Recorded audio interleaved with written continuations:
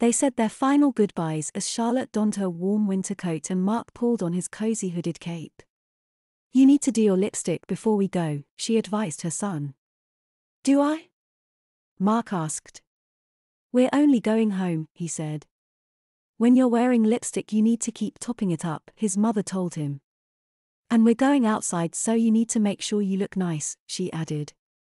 "Oh, Mark bashfully mumbled, opening his handbag, facing the hallway mirror, swallowing his pride and reapplying his lipstick as Jacob and his mother watched. "His painted fingernails do indeed match his lips," he noted. "It's a lovely color," Lydia said as he replaced the lid. "What's it called?" she asked. "I'm not sure." Mark inverted the lipstick. "Chestnut blush," he timidly read from the base.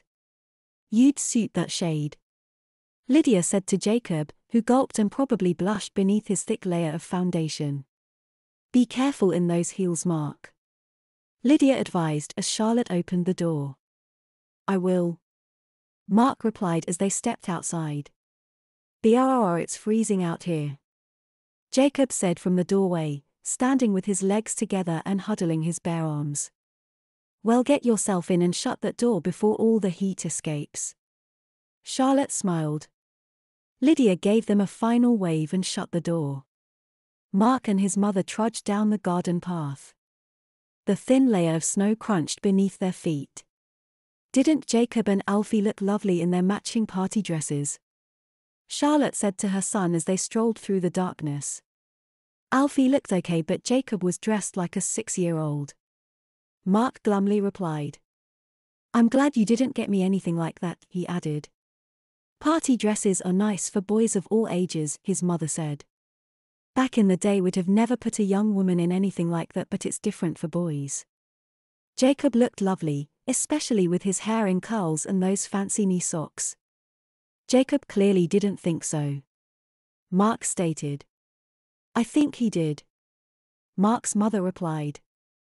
They walked in silence for a while, back through the park which, apart from a sole dog walker, was deserted. The lucent layer of crisp white snow under the darkness gave the sparsely lit park an eerie air. The trees stood tall and slender.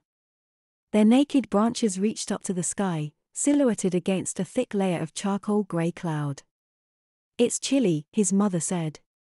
"How are you feeling?" she asked. "Okay," Mark said. "This time I know what to expect from just a pair of tights," he figured.